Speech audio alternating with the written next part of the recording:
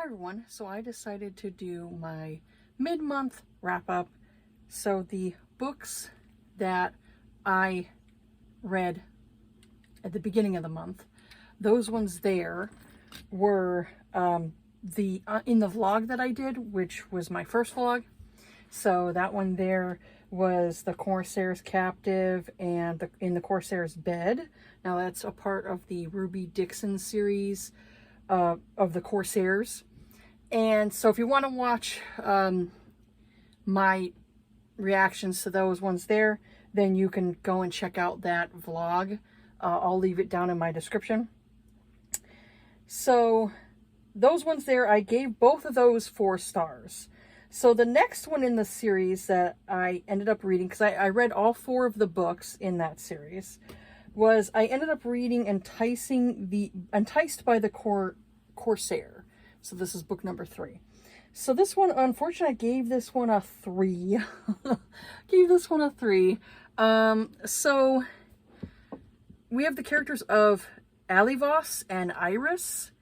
And I gave it like a 2 spice rating out of 5. So there's content warning for there's talk of mutilation in here and enslavement. So she's also a virgin heroine too. So we have Alivos and the pirate crew get onto this spaceship by, I think they're called the Cysts, something like that, where I think it's PSST or something like that, but it's pissed, some type of creatures.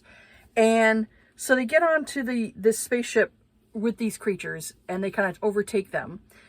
And they discover that there's a lot of dead bodies on the spaceship. I mean, dismembered bodies. Ooh, horrors of that. And the heroine from the last one, she was kind of like a bait in order to get them onto that ship. And she was seeing stuff and she was freaking out. And she was telling them, get me off the ship. Get me off this ship. I don't blame her. I mean, that would scare the crap out of anybody. You go on a ship and it's surrounded by human torsos and bodies and all kinds of stuff. I mean, it's a horror show. So she's screaming for them to get her. So they end up getting on there and rescuing her off of there. And the captain of the ship, I can't remember his name. Captain of the ship and Alivos are talking. And Alivos is definitely a character where he goes in guns blazing. He's ready for a fight. He's ready to kick some butt. And they hear like this little voice saying hello. And so they go and find her, this person. And she's all like, she's been in a cage. Her hair is all gnarly and messed up. She looks dirty. She's obviously been defecating in the cage because, if you're in a cage and you can't get out anywhere, where are you going to go? You're going to go in the cage. So they get her out and Alivos realizes that she's blind. The aliens that took her had removed her eyes and they removed other things. I guess she fought and the person who wanted her really just obviously wanted somebody who would be docile. And I would say much for the human race, we are not docile. We are not docile beings. So he basically, the person who wanted her as a pet to do horrible things to her. And she fought. I don't blame her for fighting.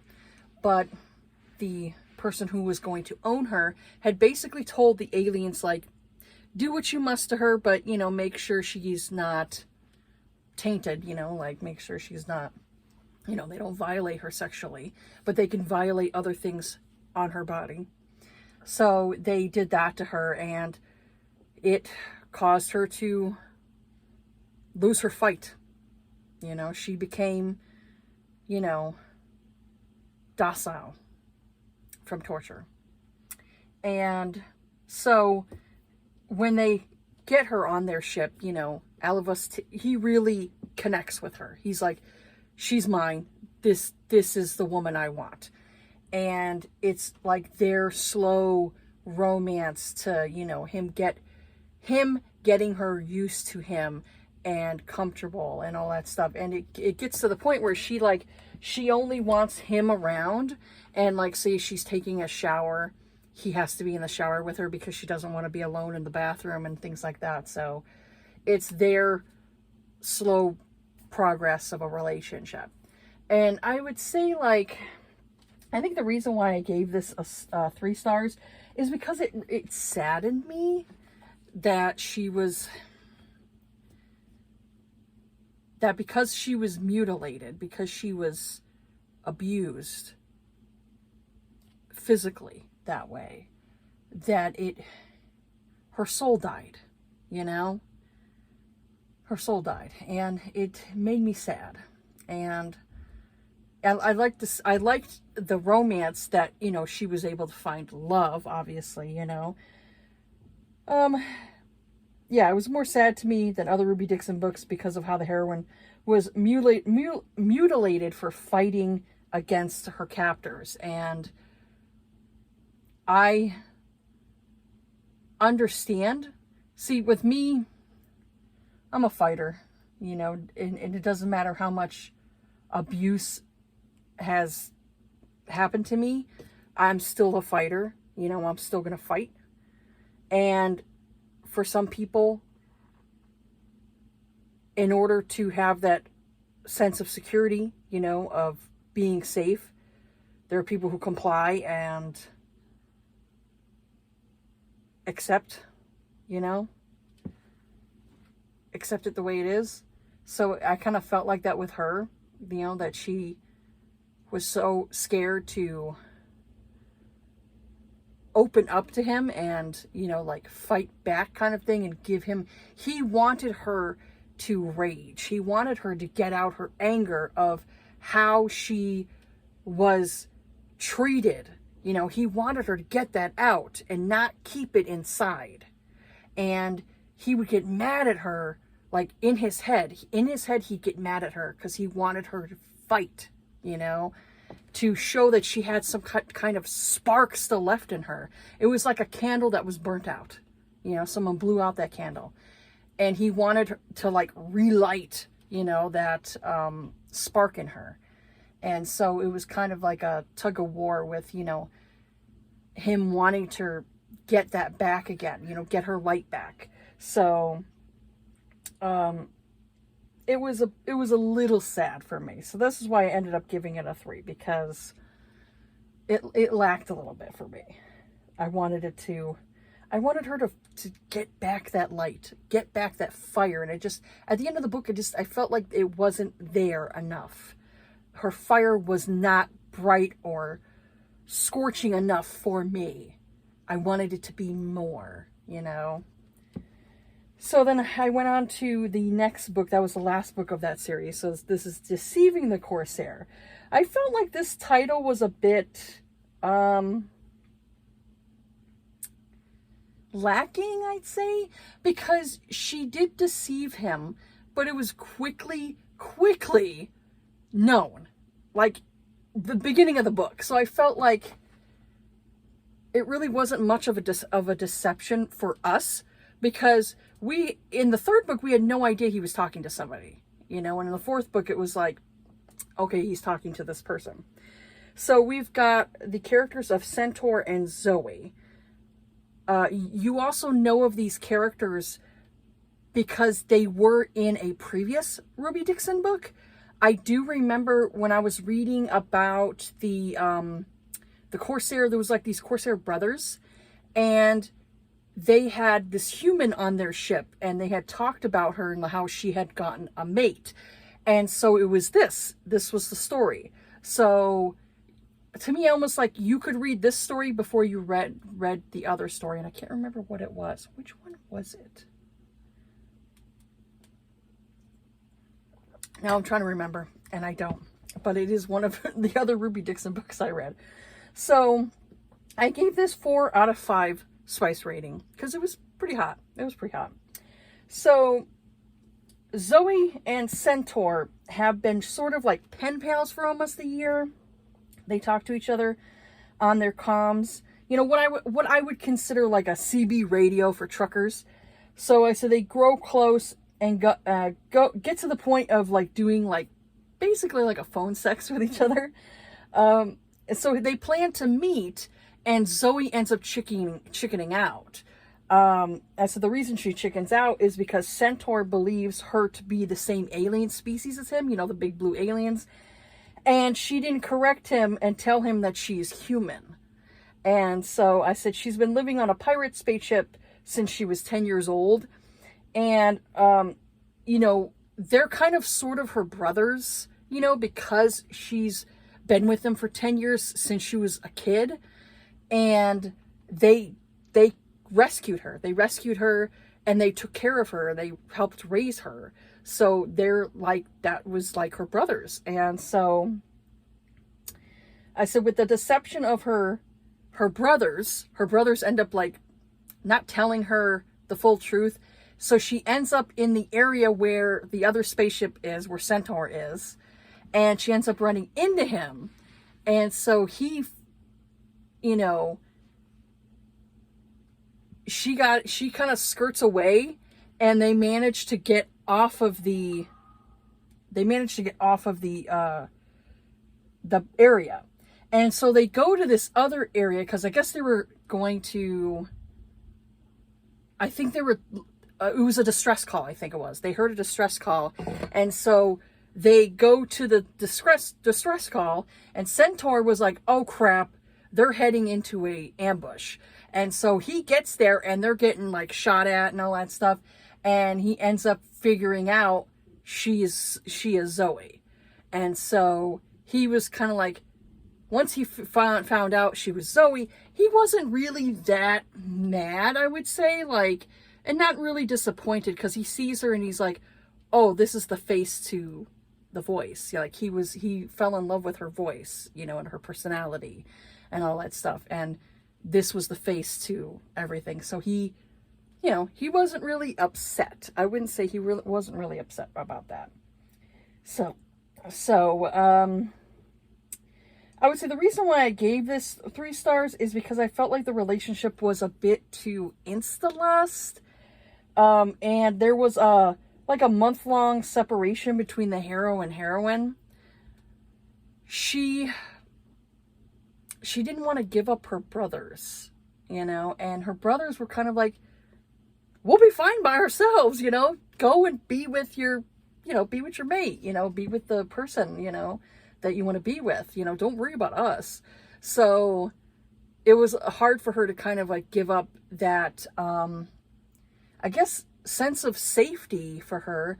Plus also she felt like she owed them because they saved her how many years ago. So she felt like she had to be the one to help them too, because they helped her, you know. It's like she felt a sense of like guilt of like, well, if I leave them, you know, they're not going to do well without me, kind of thing. So, you know, I understand her reasoning, but I was kind of like, I hate like when there's a separation between the couples.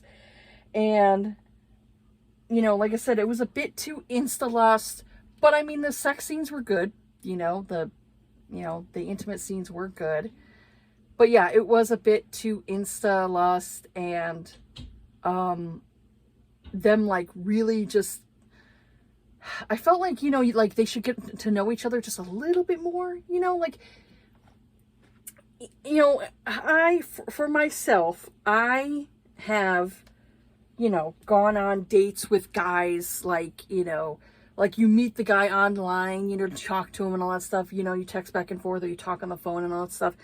But it's not the same as like getting to know this person face to face and seeing like, you know, their inflections, the things that they do with their face, what makes them smile, all this different stuff. So I felt like they really didn't know each other enough face to face, and they were already ready to bang it out. And I was just kind of like, slow down. I was like, slow down a little bit there. So for me, I was like, It went a little too quickly. So yeah, that's why I ended up giving it a 3-star. But I still enjoyed it. I still thought it was decent. So the next book I ended up reading, I wasn't sure if I was going to go back into this series because I read the first book in this series and I enjoyed myself, but it was crazy pants. It was crazy pants. So, so I ended up going into Carnal Urges. This is Queens and Monsters #2 by J.T. Geissinger. So we got the characters of Sloane and Declan, and I gave this spice rating a 5 out of 5. It was hot. Woo! Yeah, it was steamy. It was spicy and steamy. And holy crap. I mean, there was BDSM in here. There was talk of miscarriage and sexual assault, things like that. But Sloane is kidnapped by an Irish mobster, and this is their romance. I said, Declan's boss told him to kidnap Sloane so she can be used as leverage between the Russian mafia, because Sloane is friends with, I think her name is Nat from the first book. They're friends with each other, and so they're kind of like, oh, let's use her as leverage because we want to get back at the Russian mafia.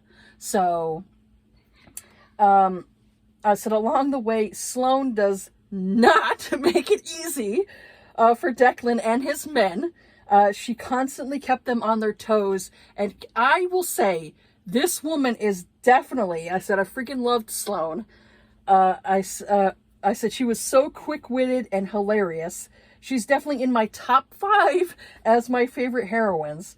She's the type of heroine I look for in books. She was incredibly intelligent. I mean, she literally could sell a woodpecker an aluminum telephone pole. I mean, she was so... I loved the banter between these two characters. It was so great.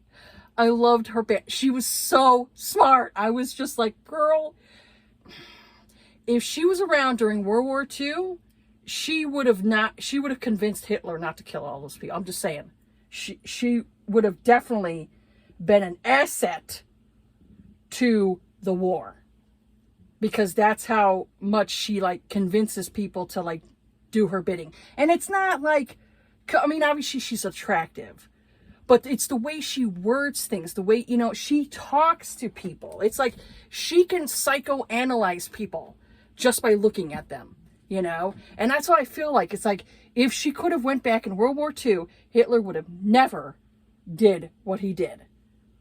Wouldn't have happened. She would have definitely changed his mind on that one. Or she would have killed him. But, oh, man. She was awesome. I love her character. So I also loved how Declan could keep up with her mentally. I mean, at the beginning, he wanted to strangle her many times. But... through all of the stuff that she had did, that's what caused him to have feelings for her, because of all the things that she was doing. So I said, as he stated in the book, her crazy matched his crazy. So they definitely were meant for each other. So I said, this was hot, and I said, I enjoyed this book more than the first book. I definitely enjoyed this book more than the first book. First book was good. I did enjoy it, but I'm not sure if I would want to reread it again, because I wasn't really a huge fan of the heroine in the first book. But this one here, I will reread a book if I love both the characters. And I loved her. She was so...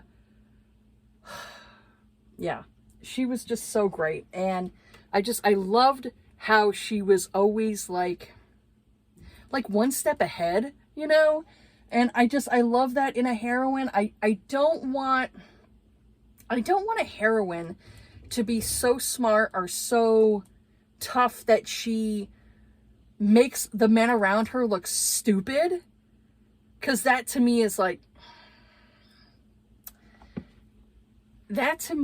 the woman who's too perfect. She's too perfect. What they would say, maybe is the Mary Sue. She's too perfect. And it's it doesn't exist.